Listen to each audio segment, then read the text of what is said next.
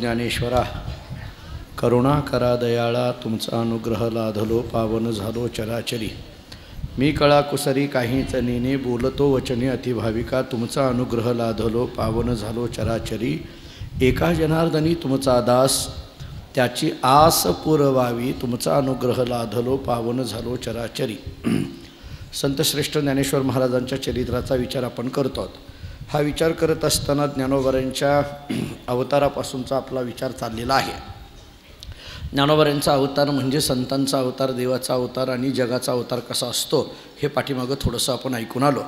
हे आल्यानंतर संतांच्या अवताराचा विचार करत असताना अवतरती या शब्दाचा अर्थ नेमकं काय, खाली येणं या दृष्टीने अवतार शब्दाचा विचार काय करता येईल त्याचंही चिंतन थोडंसं तत्त्वज्ञानाच्या कसोटीवर आपण करून आलो। आणि त्याच्यानंतर ज्ञानदेव शब्दाचे अर्थ काय आहेत, लौकिक व्युत्पत्तीशास्त्राच्या दृष्टीने कसे आहेत आणि अलौकिक व्युत्पत्तीच्या दृष्टीने कसे आहेत याचा विचार आपण ज्ञानदेव शब्दांचा केला। ज्ञानदेव शब्दाचा अर्थ करत असताना ज्ञानदेव म्हणतात, ज्ञानदेव देतो, वासुदेव होतो, अखंड वदनी वदेतो, अशा पद्धतीने केलेलं जे काही वर्णन आहे एकनाथ महाराजांनी ते अलौकिक दृष्टीने कसं आहे आणि लौकिकाच्या दृष्टीने ज्ञा म्हणजे काय, न म्हणजे काय, देव म्हणजे काय, व म्हणजे काय याचा विचार आपण करून आलो। नंतर ज्ञानोबांच्या बालपणाचा विचार थोडासा केला। ज्ञानोबांच्या ठिकाणी असणारं बालपण हे आपल्या लौकिकाच्या दृष्टीने व्यवहाराच्या दृष्टीने कसं आहे आणि ज्ञानोबांच्या ठिकाणी असलेल्या बालपणातली आलेली सर्वज्ञता हे अध्यात्माच्या दृष्टीने कशी आहे याचाही थोडासा विचार आपण करून आलो। हे केल्यानंतर आपल्या विठ्ठलपंतांनी त्र्यंबकेश्वरला या चारही मुलांना घेऊन जातात। तिथं निवृत्तीनाथांना गहिनीनाथांची कृपा होते आणि निवृत्तीनाथांकडून मग या तिघांनाही उपदेश होतो। अशा पद्धतीचा विचार आपण ऐकून आलो। मग माघारी ज्यावेळेस येतात त्यावेळेस विठ्ठलपंतांना लौकिकाच्या दृष्टीने जी लागलेली जी काही उपनयन संस्काराची चिंता आहे त्याच्याबद्दलचा विषय आपला काल झाला। माझ्या मुलाचं उपनयन व्हावं, आमच्या मुलांचं उपनयन व्हावं, जेणेकरून उपनयन संस्कार झाले म्हणजे एकतर आम्हाला जातीमध्ये घेतले जाईल, समाजामध्ये स्वीकारलं जाईल आणि मग जे काही लौकिकाच्या दृष्टीने आम्हाला जो काही आमची परंपरा आहे ती व्यवस्थित पद्धतीने चालेल म्हणून विठ्ठलपंतांनी आळंदीमध्ये घेतलेली ब्रह्मसभा आणि त्या ब्रह्मसभेने दिलेलं उत्तर देहांत प्रायश्चित्त। देहांत प्रायश्चित्त या दोघांना घ्यावं लागेल अशा पद्धतीचा दिलेला निर्णय आणि मग विठ्ठलपंतांनी आपण देहांत प्रायश्चित्त घ्यायचं असा जो निर्णय घेतला, रुक्मिणींनी सुद्धा त्याला कशी साथ दिली आणि मग या दोघांनी घेतलेल्या देहांत प्रायश्चित्ताच्या वेळेला जाताना रुक्मिणीने आपल्या मुलांना केलेला जो उपदेश आहे त्याचा विचार आपण थोडासा काल केला। आई आपल्या मुलाच्या संबंधाने कसं काय बोलते किंवा आईच्या अंतःकरणातल्या भावना काय असतात हे काल आपण ऐकलं। घरातून जाताना ज्यावेळेस रुक्मिणी रडते आहे त्यावेळेस दारात असलेला जो सिद्ध पुरुष आहे त्या सिद्ध पुरुषांनी रुक्मिणीला सांगितलं तू रडू नकोस, कारण ज्यांच्याबद्दल तू रडायला लागलेली आहेत तत्र क मोहाहा क शोकाहा एकत्वम अनुपश्येत, अशा पद्धतीची उपनिषदातली श्रुती त्या दैवी पुरुषांनी सिद्ध पुरुषांनी सांगितली। या श्रुतीचा अर्थ काय, एकत्वम अनुपश्येत तत्र क मोहाहा क शोकाहा, ज्यांनी एकत्वम अनुपश्येत, ज्याला एकत्व चराचरामध्ये परमात्मा आहे असं एकत्व ज्याला अनुभवाला आलेला आहे त्यांच्या ठिकाणी क मोहाहा, कुठला मोह येईल, क शोकाहा, आणि जर मोहच नसेल तर शोक येण्याचा प्रश्नच येत नाही। का, पण हे कधी घडेल, एकत्वम अनुपश्येत, एकत्वम अनुपश्येत झाल्यानंतर मोहही राहत नाही आणि शोकही राहत नाही। काळजी करू नको, ज्या मुलांबद्दल तू मुलं म्हणून म्हणायला लागलीस त्यांची कोणत्याही ती मात्र परब्रह्मीचे ठसे आहेत, अशा पद्धतीचा त्या दैवी पुरुषांनी सिद्ध पुरुषांनी एक आशीर्वाद दिला आणि ते सिद्ध पुरुष म्हणजे प्रत्यक्ष गहिनीनाथ होते। अशा पद्धतीचा कालविचार आपण ऐकला। विठ्ठलपंतांनी रुक्मिणीने देहांत प्रायश्चित्त घेतलं। आता पुढं काय, आई वडील निघून गेले, पुढची स्थिती काय। जगामध्ये मातृपितृ हे एक पद्धतीचं छत्र असतं। माणसाचा आधार गेला की माणूस अनाथ होऊन जातो। कुठंतरी माणसाला एक पद्धतीचा आधार असतो आणि या जगातला सगळ्यात मोठा आधार हा आईवडिलांचा असतो।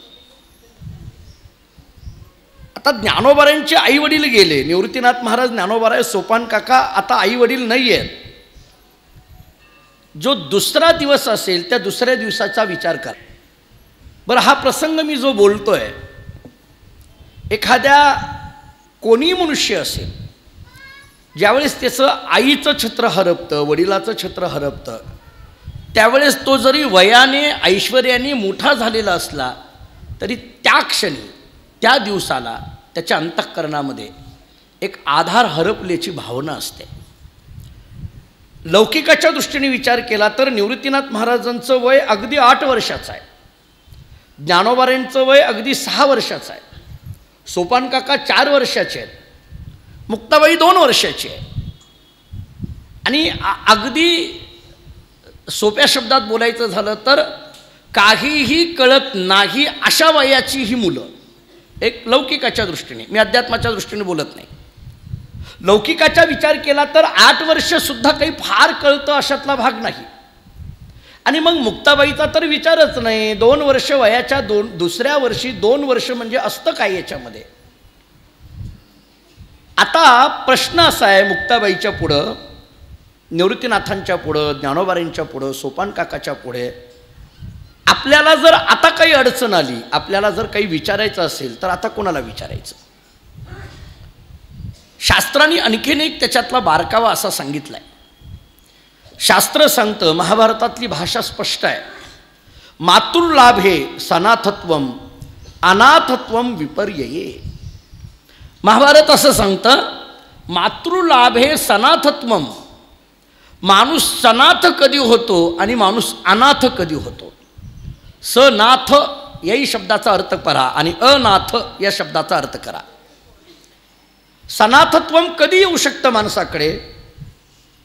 महाभारत आम्हाला असं सांगतं, मातृलाभे सनातत्वम विपर्यये अनाथत्वम. या जगामध्ये कोणाला सनाथ म्हणायचं आणि कोणाला अनाथ म्हणायचं.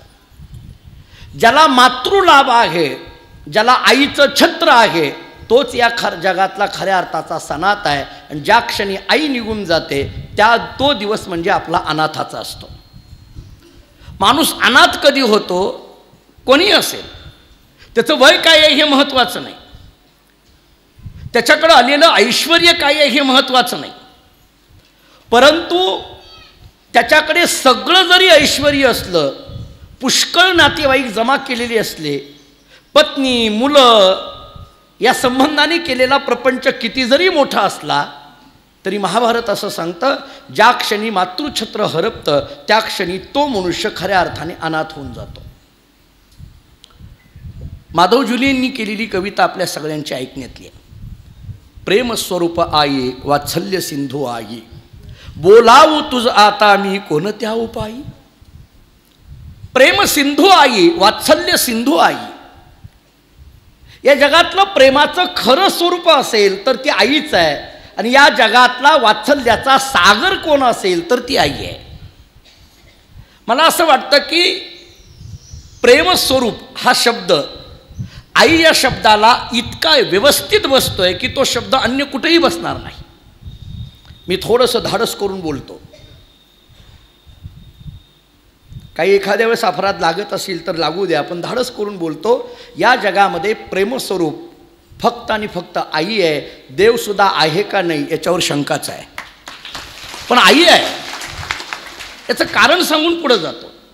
देवाच्या बाबतीतला विषय सांगत असताना भगवान दुष्टाचा नाश करतात, भगवान दुष्टाचा नाश करतात आणि भक्ताचं रक्षण करतात. पण आई या शब्दाचा अर्थ असाच असतो की तिथं दुष्टाचा नाश नाही आहे, दुष्ट प्रवृत्तीचा नाश आहे. ती प्रवृत्ती जावी याच्याकरिता ती धडपडत असते, तळमळत असते. आपण कित्येक वेळेला तो अभंग ऐकून आलो आहे. लेकुराचे हित वाहे माऊलीचे चित्त, ऐसी कळवळ्याची जाती, करी लाभावीन प्रीती, करी लाभावीन प्रीती. लाभावीन प्रीती करणारं केवळ आणि केवळ मातृ अशा पद्धतीचं प्रेम असतं. आणि म्हणून माधव जुलियन आम्हाला असं सांगतात, या जगातलं प्रेमाचं खरं स्वरूप काय असेल तर ती आई आहे. या जगातला वात्सल्याचा सागर काय असेल तर ती आई आहे. बोलावू तुझ आता मी कोणत्या उपायी. आई ज्यावेळेस निघून जाते त्यावेळेस माधव जुलियन म्हणतात, बोलावू तुझं आता कोणत्या उपायाने. कारण तू गेली म्हणजे माझ्यावरचं प्रेम संपलं, मला आता प्रेमाचं स्वरूप संपलं. आणि तू गेली म्हणजे वात्सल्याचा सागर आटला. आता कोणी वात्सल्य भावनेने प्रेम करणार नाही आहे माझ्याकडे. ही भावना ज्यावेळेस एखादं पद किती जरी मोठं आलं तरी आई नाही याची जी खंत असते ती खंत कोणत्याही शब्दाने भरून निघत नाही. पुढं माधव जुलीन असं सांगतात, नाही जगात झाली आबाळ या जीवाची, नाही जगात झाली आबाळ या जीवाची, तुझी विणी व चित्ती आई तरीही जाची. तसं बघायला गेलं तर मला कोणताच जाच नाही. आज माझ्याकडे सगळं आहे, सत्ता आहे, संपत्ती आहे, संतती आहे, सर्व आहे.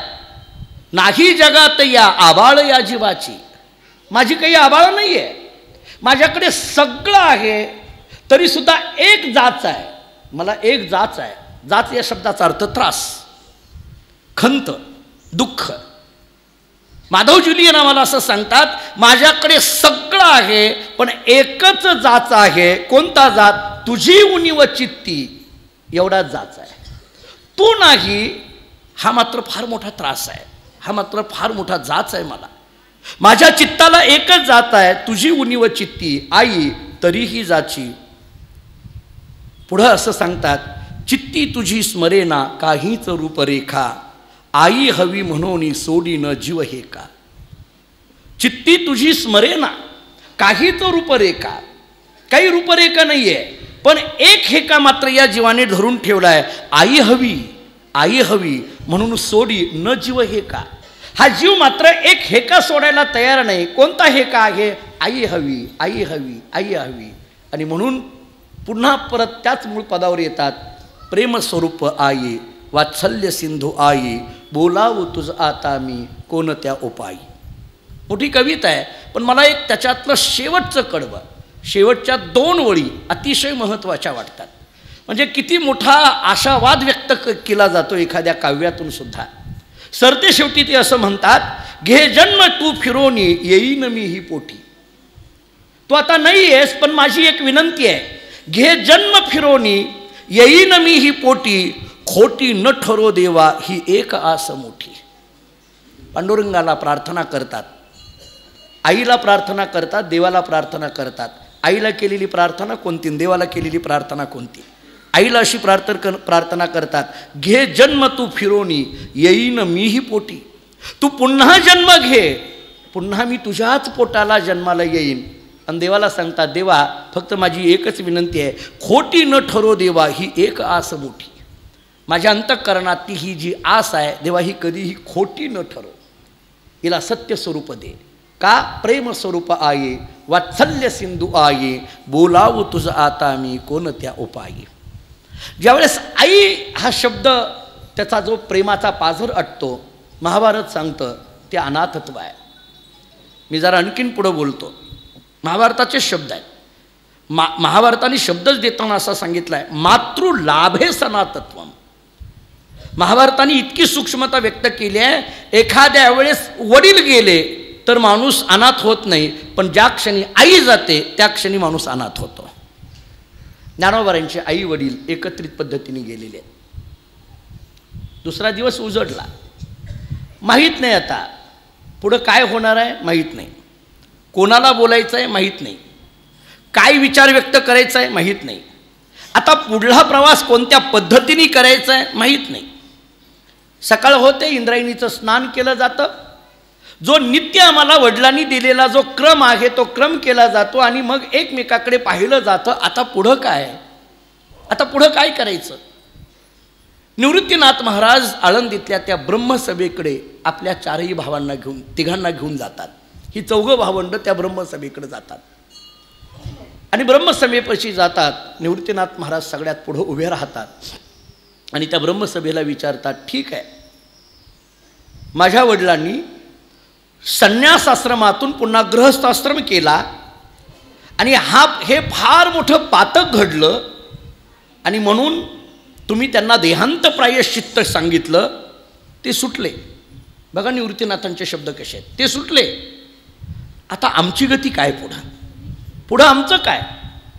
ज्या उपनयन संस्काराकरिता हा सगळा आटापिटा झाला, ज्या उपनयन संस्काराच्या करिता तुम्ही माझ्या वडिलांना पातकी ठरविलं, आणि माझ्या वडिलांना देहांत प्रायश्चित्तासारखं प्रायश्चित्त सांगितलं. ते देहांत प्रायश्चित्तही माझ्या वडिलांनी आई वडिलांनी घेतलं. आता आमची गती पुढं काय? आता आमचा पुढचा प्रवास कसा? कारण आपण ब्रह्मसभेचे अधिकारी मंडळी आहात.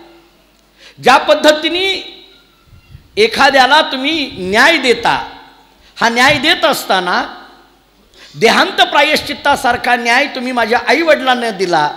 आता आम्ही अनाथ झालोय. आता आम्हा अनाथांना सुद्धा न्याय द्यायचं काम तुमचं आहे. आता पुढं काय सांगा? पुढं काय करायचं? त्या ब्रह्मसभेने पुन्हा सभा घेतली आणि त्या सभेतून पुन्हा एक निर्णय त्यांना दिला.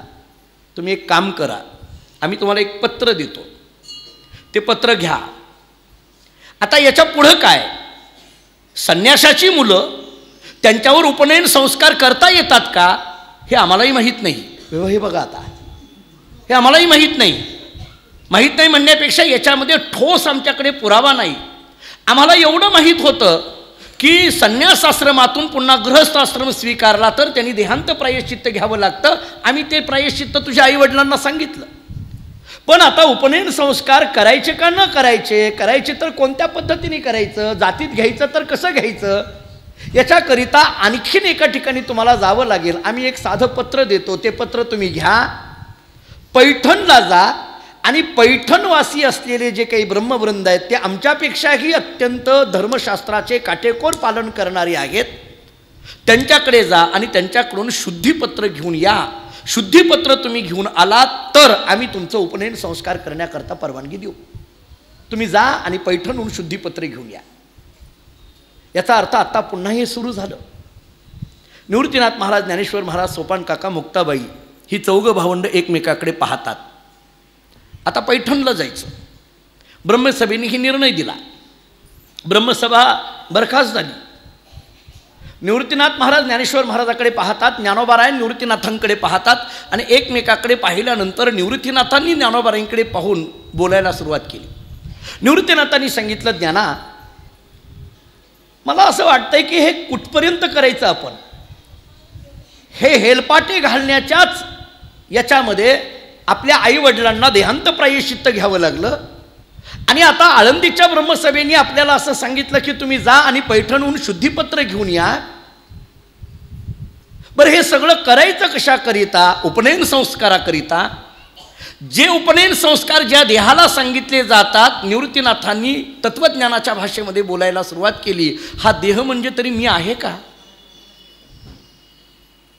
देहावर, ज्या देहावर हे उपनयन संस्कार करायचे आहेत तो देह म्हणजे मी आहे का? हा देह काही माझा आहे का? पंचमहाभूताचा अनिला उसना ना, हा काही कार्यापुरता आणलेला आहे. तसं बघायला गेलं तर या देहाच्या पलीकडे जे तत्व आहे ते तत्व म्हणजे मी आहे ना. वेदांतामध्ये अन्नमय कोश, प्राणमय कोश, मनोमय कोश, विज्ञानमय कोश, आनंदमय कोश अशा 5 कोशांचा विचार केला जातो. आणि मग देह म्हणजे मी आहे का नाही अशी चर्चा आहे. बुद्धी म्हणजे मी आहे का नाही, मन म्हणजे मी आहे का नाही, इंद्रिय म्हणजे मी आहे का नाही अशी चर्चा आहे सगळी. जर देहाला मी देह असं म्हणावं तर मी या शब्दाचा अर्थ आहे आत्मा. आणि आत्मा कशाला म्हणा? देहालाच आत्मा असं म्हणा. जर म्हणत असाल तर देहाला जन्म आहे, देहाला मृत्यू आहे आणि आत्म्याला तर जन्मही नाही ना आत्म्याला तर मृत्यूही नाही. न जायते म्रियते वा कदाचित आपण गीता अनेकदा सांगतो. जन्म आणि मृत्यू देहाला आहेत, आत्म्याला जन्मही नाही आणि मृत्यू नाही. मग जर ज्या आत्म्याला जन्मही नाही आणि मृत्यू नाही तो आत्मा म्हणजे मी असेल तर मग हा देह म्हणजे मी नाही असंच माझी जर प्रचिती असेल तर मग या देहावर उपनयन संस्कार करायचा तरी कुठून आणि कशा करता पैठणला जायचं? कोणतं शुद्धीपत्र घेऊन यायचं? काय त्या शुद्धीपत्राचा आपल्याला उपयोग होणार आहे? ज्या शुद्धीपत्राची गरज या देहाला आहे तो देह म्हणजेच मी नव्हे ना. देह नव्हे मी, हे सरळे उरला उरे विठ्ठल, देह तवा आहे प्रारब्ध आधीन, याचा मी काशीन भार वाहू माता, तुकोबरांचे प्रमाण आहेत. या देहाची आसक्ती संपलेली आहे. या देहाबद्दल आसक्ती, ममत्व, प्रेम आता राहिलेलंच नाही आहे. का राहिलेलं नाही? कारण याला जन्म आहे आणि मृत्यू आहे, याला आकार आहे आणि जे जे आकारवान आहे ते सगळं नाशवान आहे. ज्ञानोबरांचा एक अभंग सांगतो, शरीर आटे संपत्ती आटे, हरिनाम नाटे ते बरवे. जाऊ द्या, तुकोबरांचा रोजचा अभंग घ्या. क्षणक्षणाची करावा विचार, तरावया पार भव सिंधू, नाशिवंत देह जाणार सकळ. प्रमाण मात्र पाठ आहे. आयुष्य खातो काळ सावधान. प्रमाणाची अडचण नाही आपल्याला पाठाची.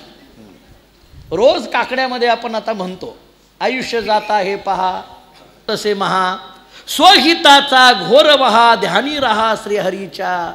स्वहिताचा घोर वहा, ध्यानी रहा श्रीहरीच्या. पण आम्ही कुठल्या ध्यानात राहायला लागलो? धनदारा पुत्रजन, बंधू सोये रे पिशून, सर्व मिथ्या हे जाणून शरण रिघा देवाशी. रोज काकडा आपण म्हणतोय, उठा जागे वारे आता, स्मरण करा पंढरीनाथा, भावे चरणी ठेवा माता, चुकवी व्यथा जन्माच्या. किती गोड काकड्याच्या अभंग आहेत. आम्हाला रोज सांगितलं जातंय. हा देह नाशिवंत म्हणून रोज आम्ही ऐकतो. क्षणभंगूर नाही भरवसा असे शब्द या देहाच्या संबंधाने आहेत. रोज सांगितलं जातं, रोज बोललं जातं. पण त्या प्रचितीवर, त्या अवस्थेवर, त्या अनुभूतीवर जे आरूढ झालेले आहेत ते निवृत्तीनाथ आहेत ना. आता हा देह नाशिवंत या अनुभूतीवर आरूढ झालेले निवृत्तीनाथ आहेत. आयुष्य खातो काळ सावधान या भूमिकेवर आरूढ झालेले निवृत्तीनाथ आहेत. आणि मग निवृत्तीनाथांनी ज्ञानोबांकडे पाहावं आणि ज्ञानोबांकडे बघत निवृत्तीनाथांनी काही आपल्या अंतःकरणातल्या भावना प्रगट कराव्या. नामदेवांनी हा संवाद फार गोड सांगितला आहे. निवृत्तीनाथांचा आणि ज्ञानोबांचा संवाद ऐका. उपनयन संस्काराच्या संबंधाने दोन भावांमधला हा संवाद आहे. जरा पुढे बोलू. दोन भावामध्ये संवाद व्हावा, वाद होण्यापेक्षा संवाद महत्त्वाचा आहे. माणसाने बोललं पाहिजे. आज जर घराघरांमध्ये जे वाद आहेत ते संवादाच्या अभावी वाद आहेत. संवाद घडला की वाद होतच नाही. संवाद या शब्दाचा अर्थ आहे दोघांनी एकमेकाला एकमेकाच्या अंतःकरणातल्या भावना प्रगट करून दाखवणं. आम्ही अनेकदा बोलत असतो, आज घरातले संवाद संपले. ज्यावेळेस मुलगा घरात येतो तेव्हा वडील घराच्या बाहेर पडतात आणि वडील घरात आले की मुलगा बाहेर पडतो. मुलाचा आणि वडिलाचा संवाद राहिला नाही. भावाचा आणि भावाचा संवाद राहिला नाही. मी म्हणतो हे जाऊ द्या, पती पत्नीचा संवाद राहिला नाही. एकमेकाला बोलायचं झालं तर व्हॉट्सअपवर मेसेज येत. आता चहा घेऊन ये, ती म्हणते बाहेर जाऊन प्या, संपलं. मेसेजवरच सगळा कार्यक्रम आहे. दूध संपलेलं आहे, बाहेर जाऊन प्या. आलं हे पांडे चौकात लगेच. 6च्या दरम्यान पांडे चौकात आलं की नक्की ओळखायचं, घरून हाकललंय, चहालाच आलं हे बाहेर. संवाद संपले ना. आम्ही बोलत नाही एकमेकाला. आता पती पत्नीत जर आम्हाला एकमेकाला आम्ही नाही बोलत नसेल तर मग बाकीच्याचा संवाद कधी घडणार? एकमेकाला एकमेकाविषयी बोललं पाहिजे. ज्यावेळेस आपण एकमेकाशी बोलायला लागतो ना, माणूस मोकळा होतो. आणि बऱ्याचदा गंमत अशी होते, आपण प्रत्यक्ष नाही बोलायला गेलो, बऱ्याचदा अशी गंमत असते, आपण कोणाजवळ तरी बोलतो, तुम्ही तेवढं त्यांना बोला की, ती तसंच्या तसं जाऊन सांगत नाही बरं का. ते आगाव काहीतरी करून जातं, ते तसं सांगत नाही. आपण ज्याला मध्यस्थी पाठवलेलं असते ना, या जगामध्ये ज्याला आपण मध्यस्थी म्हणतो ना, आपण दिलेला निरोप जसाच्या तसा त्याला सांगितलाय, असा मध्यस्थी आणखीन अवतारालाच यायचा आहे. आलाच नाही महाराज अवताराला, असा असं होतच नाही. ते गेल्यानंतर हे असं सांगितलं, ते आपण जर म्हणलं ना, तसं कसं काय, मी त्यांना तेच सांगत होतो पण ते ऐकतच नाही. बघा, मनाचं जोडलं हे काही खरं नसते. विचित्र परिस्थिती आहे. आपण आपल्याजवळ मन मोकळं करा. मन ज्यावेळेस आपण आपल्याच माणसांपाशी मोकळं करतो त्यावेळेस मनातले सगळे प्रश्न संपून जातात आणि या संवादाने सगळे वाद मिटून जातात. अनेक प्रश्नांची उत्तरं आपल्यातच असतात, फक्त आपण ती मोकळ्यापणाने प्रगट करत नाही. अनेक प्रश्नांची उत्तरं. आता उपनयन संस्कार नावाच्या एका महत्त्वाच्या विषयावर, एका अध्यात्म पातळीवरची ही चर्चा आहे. फार गोड चर्चा आहे. दोन भावांमध्ये काय संवाद असू शकतो आणि त्याच्यामध्ये मला हे बोलायचं नाही आहे याच्यात थोरला कोण धाकटा कोण, हे लौकिकाच्या दृष्टीने सोडा. तत्वज्ञानाच्या दृष्टीने विचार केला तर एकहरी आत्मा जीवशिव समा, वाया तू दुर्गमा न घाली म्हण, सर्वाघटी राम देहा देई. एक तत्वज्ञानाच्या भाषेने विचार केला तर निवृत्तीनाथ महाराजांनी ज्ञानेश्वर महाराजांकडे पाहिलं आणि निवृत्तीनाथ महाराज म्हणतात, ज्ञानोबा, नाही जाती कुळ वर्ण अधिकाळ, क्षेत्री वैश्य शूद्र द्विज नव्हे. अरे ज्याच्यावर हे उपनयन संस्कार करायचे आहेत, ज्या देहाला जे उपनयन संस्काराचं बोलतोस, खरं तर हा देह म्हणजे मी नाही. जर मग मी देह असंच माझी भावना नसेल तर मग माझी जात तरी कुठून आली, माझं कुळ तरी कुठून आलं, माझा वर्ण तरी कुठून आला, माझा अधिकार तरी कुठून आला. का? कारण वर्ण, कुळ, जात हे सगळे शब्द देहाच्या संबंधाने आहेत ना. ज्यावेळेस मी देह म्हटला जातो तेव्हा मी माझं नाव सांगतो, जेव्हा मी देह म्हटला जातो तेव्हा मी माझी जात सांगतो, जेव्हा मी देह असा म्हटला जातो तेव्हा मी माझं कुळ सांगतो. म्हणजे कुळाचा संबंध हा मी देह या भावनेतून आहे, जातीचा संबंध मी देह या भावनेतून आहे, वर्णाचा संबंध मी देह या भावनेतून आहे, धर्माचा संबंध मी देह या भावनेतून आहे. आणि मग निवृत्तीनाथांच्या मुखातून शब्द आले, नाही जाती कुळ वर्ण अधिकार, क्षेत्री वैश्य शूद्र द्विज नव्हे. मी क्षत्रिय नाही, मी वैश्य नाही, मी शूद्र नाही, मी ब्राह्मण नाही. मी ब्राह्मण हेही मी म्हणत नाही. का? मी देहच नाही तर मी ब्राह्मण म्हणायचा विषयच येत नाही. मी देहच नाही तर मी क्षत्रिय म्हणायचा विषय येत नाही. मी देहच नाही तर मी वैश्य शूद्र म्हणायचा विषय येत नाही. नव्हे देवगुण देवगण यक्षना किन्नर ऋषी निशाचर तेही नव्हे. मी देवगण नाही, राक्षसगण नाही, मनुष्यगण नाही. 3 गण सांगितली, एक देवगण, राक्षसगण, मनुष्यगण. निवृत्तीनाथ महाराज ज्ञानोबारांकडे पाहतात आणि सांगतात, ज्ञानोबा, अरे मी देह नाही त्यामुळे मी क्षत्रिय नाही, मी वैश्य नाही, मी शूद्र नाही, मी ब्राह्मण नाही, मी देवगण नाही, मी राक्षसगण नाही, मी मनुष्यगण नाही. ते आम्ही अविनाश. मग आता मी कोण आहे? हे झालं सगळं. मग मी कोण आहे? निवृत्तीनाथ महाराज सांगतात, ते आम्ही अविनाश अव्यक्त जुनाट, निजबोधे इष्ट स्वरूप माझे. ते आम्ही कोण आहात? ते अविनाश अव्यक्त जुनाट. अव्यक्त असलेलं, अविनाशी असलेलं जे ब्रह्मतत्व आहे, निजबोध आहे, तो इष्ट असलेला निजबोध आहे, ते माझं खरं स्वरूप आहे. मग जे अविनाशी असलेलं, अव्यक्त असलेलं, निजबोध रूप असलेलं जे त्या मुलांनी बोलायला सुरुवात केली आचार्यांना, गुरुजी, ना हम मनुष्यो, मी मनुष्य नाही, न च देव यक्षो, मी देव नाही, मी यक्ष नाही. याचा अर्थ मी मनुष्यगण नाही, देवगण नाही, राक्षसगण नाही. न ब्राह्मण क्षत्रिय वैश्य शूद्र हा, मी ब्राह्मण नाही, मी क्षत्रिय नाही, मी वैश्य नाही, मी शूद्र नाही. न ब्रह्मचारी, मी ब्रह्मचारी नाही, न ग्रही गृहस्थाश्रमी नाही, वानप्रस्थ मी आश्रमी नाही, भिक्षुर या शब्दाचा अर्थ आहे संन्यासी मी नाही. मग कोण आहे? निजबोध रूप हा, मी निजबोध रूप आहे, मी आत्मस्वरूप आहे.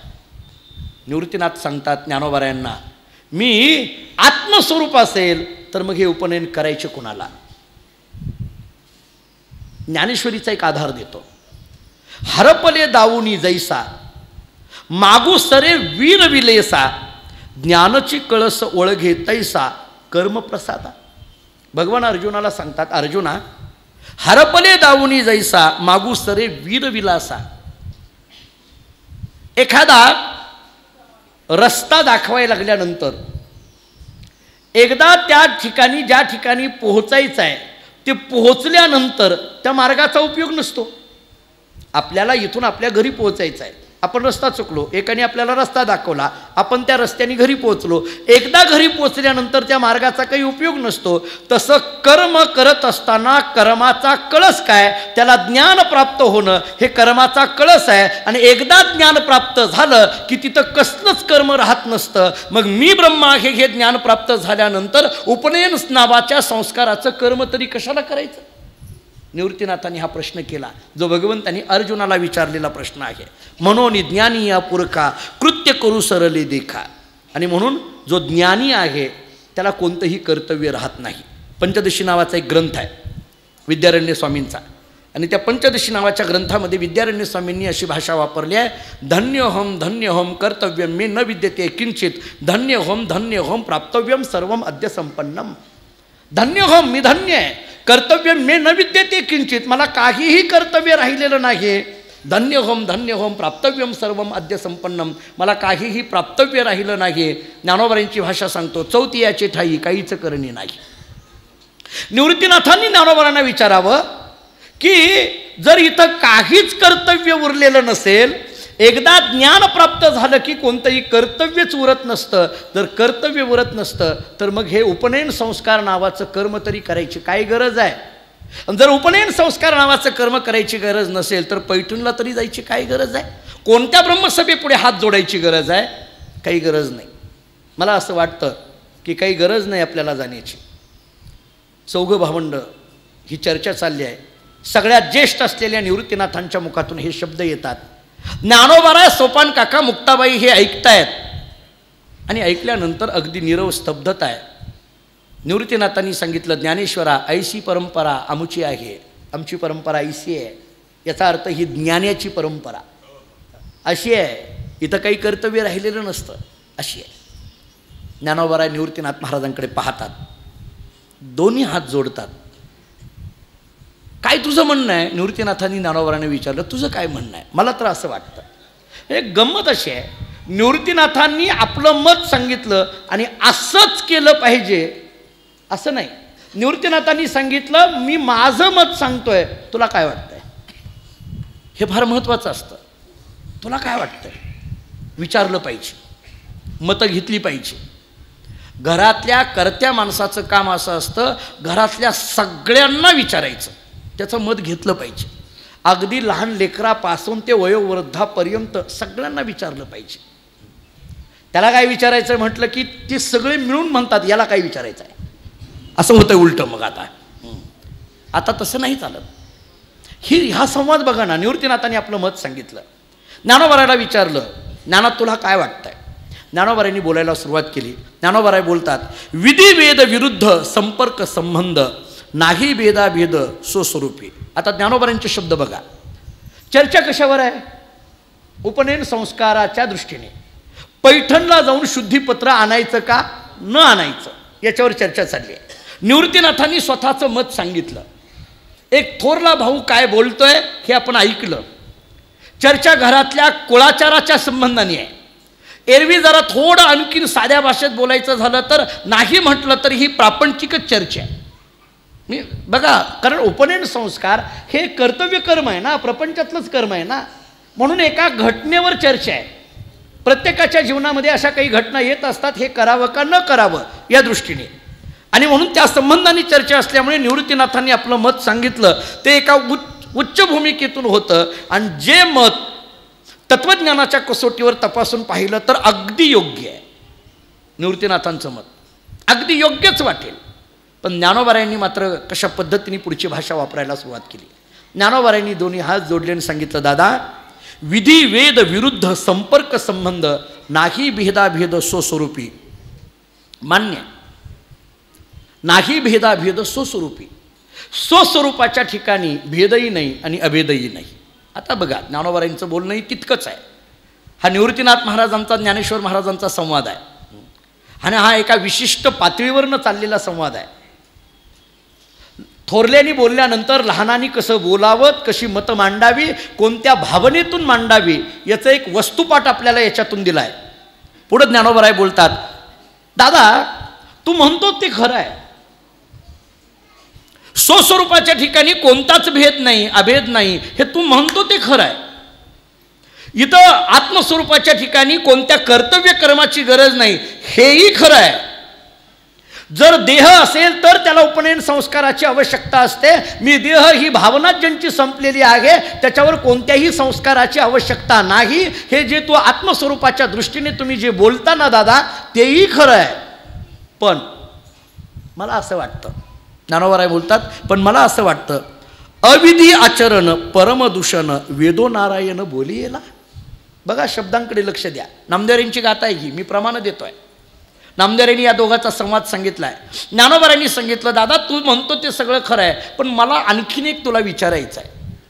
निवृत्तीनाथांनी विचारलं, बोल बोल, काय विचारायचं आहे? काही नाही. वेदो नारायण, वेदांनी असं सांगितलंय. वेदांनी काय सांगितलं? अविधी आचरण परमदूषण. जर विधीच्या विरुद्ध आचरण जर घडत असेल तर ते त्या माणसाचं परमदूषण आहे. वेदोनारायण बोलविले. नारायणाने असं सांगितलेलं आहे की वेदाने विधी आणि निषेध अशा दोन गोष्टी सांगितल्या, ज्याला विहित कर्म आणि निषिद्ध कर्म म्हटलं जातं. कर्माचे प्रकार अगोदर ऐका. कर्माचे दोन प्रकार, एक विहित कर्म, एक निषिद्ध कर्म. विहित कर्म कशाला म्हणायचं? जे करा म्हणून सांगितलं त्याला विहित कर्म म्हणायचं. जे करू नका म्हणून सांगितलं त्याला निषिद्ध कर्म म्हणायचं.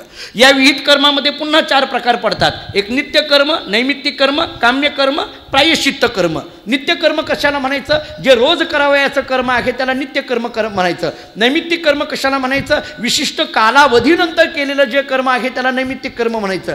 काम्य कर्म कशाला म्हणायचं? एखाद्या फलाच्या अपेक्षेने केलेलं जे कर्म आहे त्याला काम्य कर्म म्हणायचं. आणि प्रायश्चित्त कर्म कशाला म्हणायचं? आपण केलेलं जे पाप आहे त्या पापाच्या निवृत्तीकरता सांगितलेलं जे कर्म आहे त्याला प्रायश्चित्त कर्म म्हणायचं. हे वेदोनारायण बोलविले. वेदाने हे सांगितलंय आम्हाला.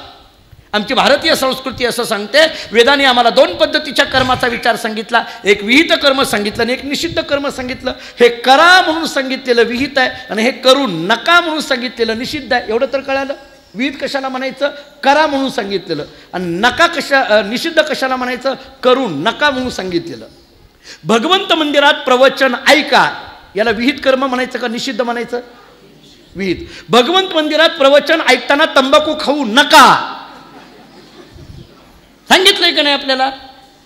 वेदाने आम्हाला सांगितलं, भारतीय संस्कृतीने सांगितलं, जी पवित्र जागा आहे तिथं निषिद्ध कर्म करू नका, इथं कर्म करू नका. तंबाखू खाण्यासारखं कर्म इथं करू नका आम्हाला सांगितलं. हे निषिद्ध कर्म आहे. करू नका म्हणून सांगणं हे निषिद्ध आहे.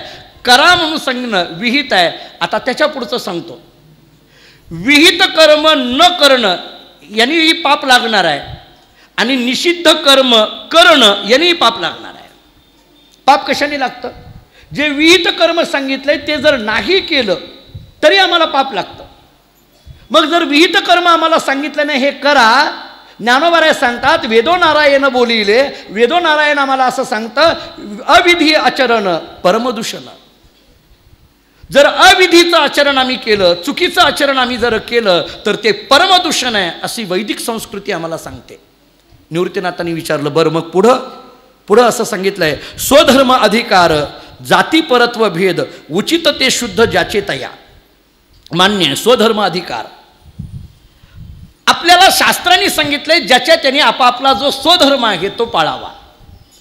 मृत्यू लोकामध्ये देह म्हणून जन्माला आल्यानंतर मी देह ही भावना जरी राहिलेली नसली तरी देह म्हणून जन्माला आल्यानंतर त्या देहाचा काही धर्म सांगितलेला आहे. पटतंय का? बघा, सांगितलेला आहे. कोणती आता कोणत्या अवस्थेत आहे हे महत्त्वाचं नाही. आता मी पुढे तुम्हाला ज्ञानेश्वरीतल्या ओवे देतो. मला माहीत आहे हा विषय थोडासा जड वाटत असेल, परंतु उपनयन संस्काराच्या दृष्टीने किती महत्त्वाचा आहे. आणि मग आपल्याला लक्षात येईल की जो आळंदीतली ब्रह्मसभा असेल किंवा पैठणमधली ब्रह्मसभा असेल, या ब्रह्मसभेने दिलेले निर्णय तरी योग्य आहेत का अयोग्य आहे याच्यावर प्रश्नचिन्ह येतो. या चर्चेतून जरा बघा, मी माझ्या पदरचं काहीच बोलत नाही, मी प्रत्येक गोष्टीला प्रमाण देतोय. नामदेव यांचा गाथा आहे. एरवी मला ही गोष्ट सांगून रिकामा व्हायला किती वेळ लागेल, पण त्याच्यातला जो गाभा आहे तो मी फक्त आपल्यासमोर मांडतो. ज्ञानोबांनी आम्हाला सांगितलं, स्वधर्म अधिकार जाती परत्व भेद उचित ते शुद्ध ज्याचे तया मनोनी संती अवश्य आचरावे जना दाखवावे वर्तोनिया.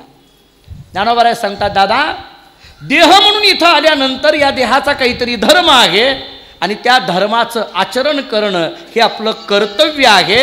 म्हणून संत जरी असले तरी त्या संतांनी सुद्धा धर्माचं आचरण करावं का? कारण त्यांच्याकडे बघून जग आचरण करत असतं.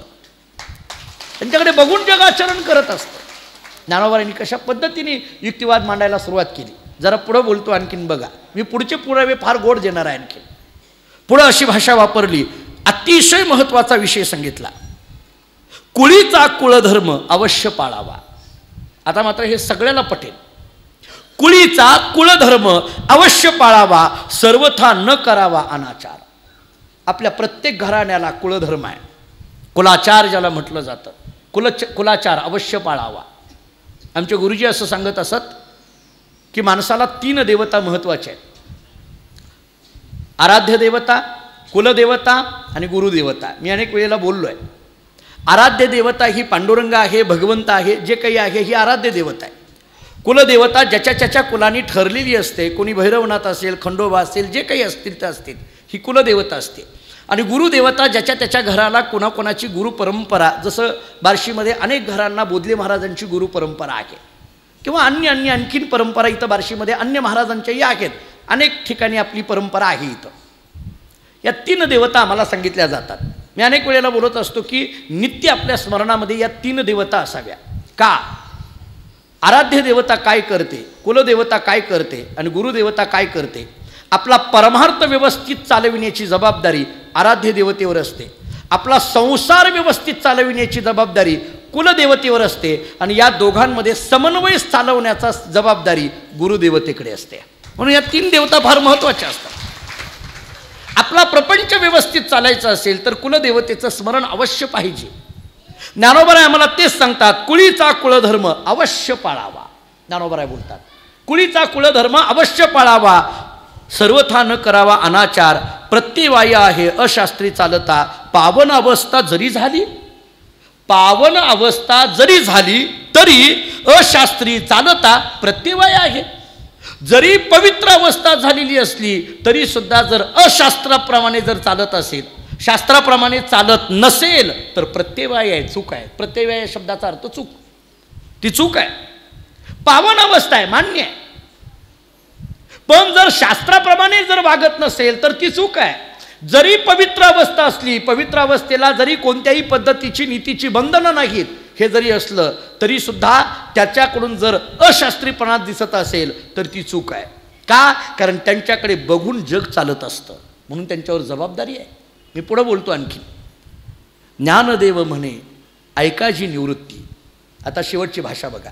ज्ञानदेव म्हणे ऐकाजी निवृत्ती, बोलिली पद्धती धर्मशास्त्री. ज्ञानोबारांनी दोन्ही हात जोडले आणि सांगितलं, दादा हे धर्मशास्त्राने असं सांगितलंय, बाकी कसं करायचं तुम्ही ठरवा. धर्मशास्त्राने असं सांगितलंय. निवृत्तीनाथ महाराजांनी सांगितले ऐशी परंपरा आमची आहे, आणि ज्ञानोबारांनी सांगितलं बोलिले जे धर्मशास्त्री ऐसे आहे. धर्मशास्त्रात असं बोललंय, तुम्ही म्हणता निवृत्ती या शब्दाचा अर्थ आहे ज्ञानाची परंपरा, आत्मज्ञानाची परंपरा, जीवनमुक्ताची परंपरा ऐशी आहे असं तुम्ही म्हणता, पण धर्मशास्त्राची परंपरा अशी आहे. एकीकडे अनुभूती आत्मानुभूतीची परंपरा आहे आणि एकीकडे धर्मशास्त्राची परंपरा आहे. एकाचं बोलणं अध्यात्माच्या उंच कसोटीवर आहे आणि एकाचं बोलणं व्यवहाराच्या धर्मशास्त्राच्या कसोटीवर आहे. आणि या दोघांच्या बोलण्यामध्ये असलेला विनय आळंदीकर पाहत आहेत. निवृत्तीनाथ महाराजांनी हे ऐकलं. ज्ञानोबारांनी सांगितलं, दादा जरी ज्ञानी झाला, आता ऐका ज्ञानोबारांची वचनं. ज्ञानेश्वरी उघडा, ज्ञानेश्वरीतला 3रा अध्याय काढा. मी फक्त ओव्या देत जातो, तुम्हाला लगेच कळून जाईल काय आहे. ज्ञानोबाराय बोलतात, देखे प्राप्तार्थ झाले जे निष्कामता पावले, तयाही कर्तव्य असे उरले लोका माझी. जे प्राप्तार्थ झाले, जे मिळवायचं आहे ते ज्यांनी मिळवलंय, निष्कामता पावले, जे निष्काम अवस्थेला पावले, असं जरी असलं तरी कर्तव्य असे उरले लोका लागे. तरी त्यांच्याकरता सुद्धा एक कर्तव्य उरलंय. कोणतं? लोकांना या मार्गाने चालवून द्यायचं, हे कर्तव्य त्यांच्याकडे उरलेलं आहे म्हटले. एक भाग नाही पटलं, जरा पुढली ओवी ऐका. मार्गी अंधा सरिसा, पुढे देखनाही चाले जैसा, अज्ञान प्रगटवा धर्मो तैसा आचरोनी. ज्ञानोबारांनी दृष्टांत दिला. दादा मला तुला लक्षात येते का बघ, एक आंधळा मनुष्य रस्त्याने चाललाय आणि एक डोळस माणूस तिथंच रस्त्याने चाललाय. ऐका आता हे उदाहरण ऐका. ज्ञानोबाराय बोलतात धर्मशास्त्र जे सांगतंय ते पाळलं पाहिजे. निवृत्तीनाथ महाराज म्हणतात ज्याला आत्मानुभूती प्राप्त झालेल त्याला कसलंही बंधन लागत नाही. या दोघांच्या चर्चेचा हा संवाद आहे.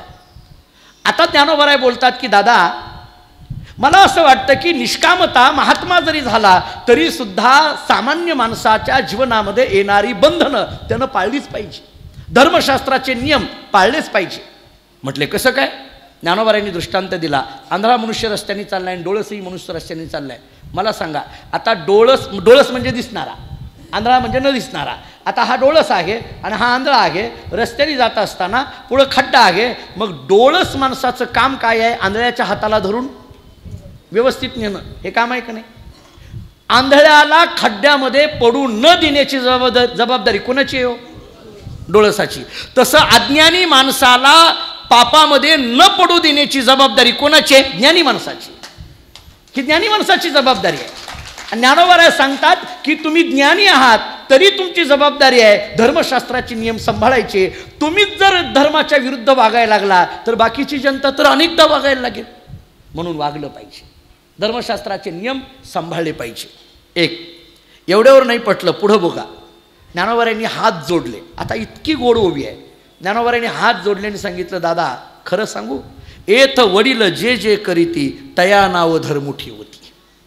ज्ञानोबाराय बोलतात, एथ वडील जे जे करीती तया नाव धर्म ठेवीती तेची येर अनुष्ठिती सामान्य सकळ. ज्ञानोबाराय सांगतात, दादा तुला सांगू, एथ वडील जे जे करीती, वडील म्हणजे मोठा श्रेष्ठ, जे जे करती तया नाव धर्म ठेवीती. या जगामध्ये धर्म धर्म कशाला म्हटलं जातं? थोरांनी जे वागणं असतं त्यालाच धर्म म्हटलं जातं. सामान्य सकळ त्याच्याकडे बघूनच वागत असतात. जर मोठ्यानीच कसंही वागायला सुरुवात केली तर पोरं काय करतील? विचार करा. आपण जर पोराच्या हातात दिले 10 रुपयांनी तंबाखूची पुडी आण म्हटलं तर ती येताना थोडी बघूनच येतं. आपण कळायला पाहिजे ना आपण काय करायचं आहे. आपल्या मुलापुढं आपण तंबाखू खावी का? याचा अर्थ गुपचूप खावी असं नाही, खाऊच नाही. आपल्या पुढं मुलापुढे आपण दारू प्यावी का? विचार करा. आपण कसं वागतोय घरामध्ये, आपली भाषा काय, आपलं बोलणं काय. लहान मुलावरच संस्कार तेच होत असतात. येथ वडील जे जे करीती तया नाव धर्म ठेवीती. आम्ही जर अद्वा तद्वा बोलायला लागलो मुलाच्या कानावर तेच संस्कार येणार ना. आम्ही जर कशी भाषा वापरायला लागलो तेच येणार. ज्ञानोबा दोन्ही हात जोडून म्हणतात, जरी तुम्ही ज्ञानी असला तरी धर्मशास्त्राचे नियम सांभाळले पाहिजे. का? तुम्ही जर अशास्त्र वागायला लागला तर लोक अशास्त्राप्रमाणे वागायला लागतील. येत वडील जे जे करती. आता पुढे ऐका. हे असे ऐसे स्वभावे म्हणून कर्म न संडावे विशेष आचारावे लागे संती. म्हणून कर्म न संडता विशेष पद्धतीने आचरण करा.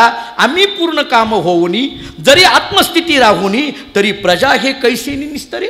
आता प्रश्न विचारला ज्ञानोबांनी निवृत्तीनाथ महाराजांना. मला सांगा दादा, स्वतः पूर्ण काम व्हायचं म्हणजे आत्मस्थितीला पोहोचायचं, आपण स्वतः आत्मस्थितीला पोहोचायचं आणि बाकी काही जगाचं बघायचं नाही, अशाने जग सुधारणार आहे का? आपलं झालं की विषय संपला असं नाही वागायचं. आपण कसं वागलं पाहिजे, आपण असं न वागता आपण कसं वागलं पाहिजे त्याचं उत्तर देताना सांगतात, मार्गाधारे वर्तावे. ज्ञानोबांची शेवटची ओवी, भरपूर ओव्या आहेत पण मी वेळेअभावी सगळं हे करतो. मार्गाधारे वर्तावे विश्व हे मोहरे लावावे अलौकिक नोहावे लोकाप्रती. ज्ञानोबा सांगतात निवृत्तीनाथ महाराजांना, दादा मला असं वाटतं मार्गाधारे वर्तावे, शास्त्राने सांगितलेला जो मार्ग आहे त्या मार्गाप्रमाणे आचरण करावं. विश्व हे मोहरे लावावे, या जगाला चांगल्या मार्गाला लावावं. अलौकिक नोहावे लोकाप्रती. आणि या जगामध्ये राहून जगातून बाहेर लोकबाह्य अशा पद्धतीने न राहता लौकिकात राहून लोकांप्रमाणे वागून लोकांना चांगल्या मार्गाने वागून त्यांना लोकांना चांगल्या मार्गाला वर्तन करायला लावणं हे चांगल्या माणसाचं काम असतं. म्हणून मला असं वाटतं धर्मशास्त्राचे नियम हे आपण सांभाळलेच पाहिजे, आपण सांभाळले पाहिजे. आणि म्हणून उपनयन संस्काराची जी गोष्ट आहे, शुद्धीपत्राची जी गोष्ट आहे ती करायला आपण गेलं पाहिजे असं मला वाटतंय. बाकी तुम्ही ठरवा, बाकी तुम्ही ठरवा. हे सगळं झालं हो. सोपान शांत होते. निवृत्तीनाथांनी सोपानाकडे सगळ्याला विचारायचं म्हटलंय ना. सोपानाला बरं उपनयन संस्कार या तिघाच्याच बाबतीत आहे, मुक्ताबाईचा विषय नाही. सोपानाला विचारलं तुझं काय मत आहे, तुझं काय मत आहे. सोपान देवानी इतका मधला मार्ग सांगितला, एक मधलंच होतं ते, इतका मधला मार्ग सांगितला सोपान देवानी. सोपान देवानी नामदेवाची भाषा आहे, नामदेवाची भाषा आहे. सोपान देव सांगतात मला कळत नाही, व्यास आणि वाल्मिकी कोण कुळ तयाते, व्यास आणि वाल्मिकी कोण कुळ तयाते तैसेची आमुचे सोपान म्हणे. आता हे कसं बोललं, कसं झालं बघा. कळे ना, दोघांनाही कळे ना हे आपल्या बाजूचं आहे का तिकडल्या बाजूचं आहे, कळे ना.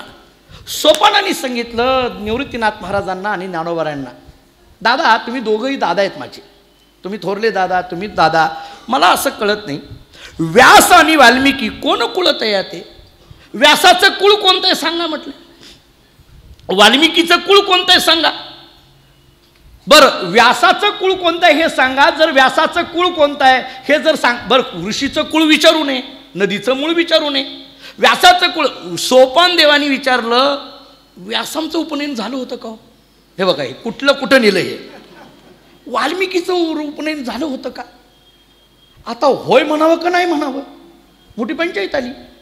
सोपान काकांनी सांगितलं त्यांचं झालं असलं तर आपलं व्हावं, त्यांचं झालं नसेल तर आपलं न झालं तर काय फरक पडतं. हे बघा कळाला काय त्याला असतं म्हणले, झालं असेल व्हावं, न झालं असेल त्यांचंच झालं नाही तर आपलं कशाला, विषय मिटला. काय त्याच्यात असतं. निवृत्तीनाथांनी सांगितलं जरा पक्क बोल काय आहे ते कळे ना, कमीत कमी 2024 पर्यंत तरी लक्षात यावा कुठं आहे, कळे ना म्हटले मिळ काय आहे सांग.